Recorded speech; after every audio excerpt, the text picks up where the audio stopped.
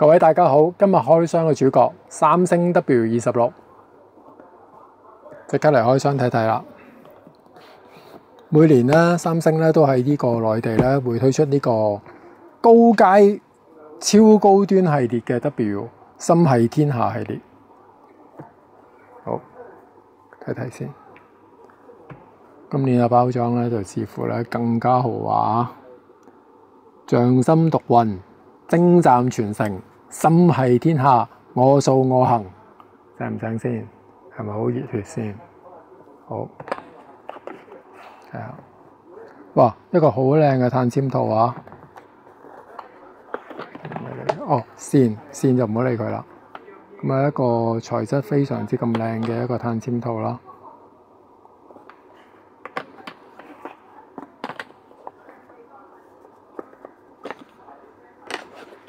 係得個火牛啫，係咁多。主角好，呢一隻咧就係新嘅炫耀黑。咁啊，之前幾代嘅 W 系列咧，大細摺咧都係一隻咧深色嘅綠色嘅設計。今次咧係第一次咧，真係咧係黑色。我睇相都以為係上次嗰啲墨綠色啊。今次係真正嘅純黑啊！黑色襯金色嘅邊咧，應該係最 man 同埋最大路嘅一個配色設計啦。個商務感啊爆棚嘅，側邊呢啲坑紋嘅鋁合金嘅設計咧，就沿襲翻上一代啦。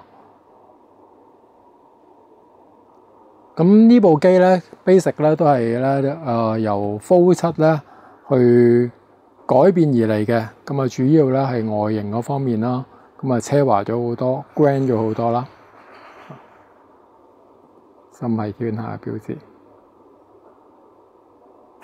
咁其實咧呢部機喺摺機嚟講咧，仍然咧都係最高級別嘅，超薄嘅4.2mm 每邊嘅厚度，合埋只得8.9。咁三星一貫咧。超級硬淨嘅做工，同埋最新一代咧，確實咧係冇乜折痕嘅。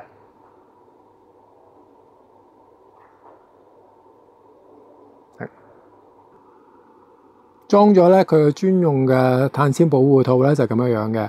要講講呢個碳纖咧，同平時咧我哋見到黑色碳纖都唔同啊，做咗少少咧，混咗少少綠色嘅設計，一樣啦，係加翻心繫天下嗰個標誌啦，咁啊出嚟啊效果都係嗰句 grand 奢華。機入邊咧亦都咧新加咗一兩個咧專用嘅主題嘅，咁呢個係一個心繫天下嘅專用嘅星河嘅主題，整體配搭出嚟咧幾靚仔嘅。其實今年最大嘅賣點係有兩個色嘅，除咗頭先嘅黑色咯，仲有呢隻新嘅丹曦紅。大家慢慢睇下啦，一個深紅色襯金色嘅設計，咁啊，無論點，大家應該覺得好熟面口啦。其實呢個配色真係十分之華為啊！咁啊，充分顯示咗咧，三星咧係想搶嗰啲內地嘅超高階嘅市場嘅客路啦。咁啊，呢個不嬲都係華為咧喺內地最大嘅市場，咁啊呢個配色咧真係咧佢配擺到明就係專攻嗰啲高消費群啊，內地嗰啲，咁啊紅襯金嘅設計啦，咁啊感覺咧都係不錯嘅，俾埋保護套俾大家睇睇啦，一樣咧有佢嘅專用嘅配翻色嘅保護套，呢個咧。就係一個深紅色嘅碳纖，就擺埋晒一齊俾大家睇下啦。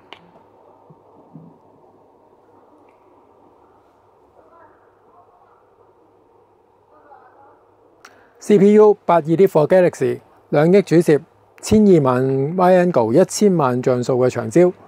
電池方面係繼續係4400。上次個 Fold 7咧，我同大家講咧。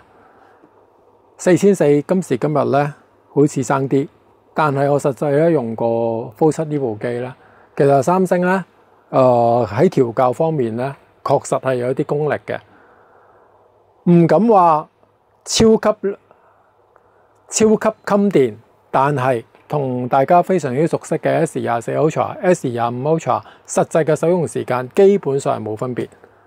咁啊，交到功課啊，喺軟件嘅調校方面，咁啊，所以電量方面都收貨嘅。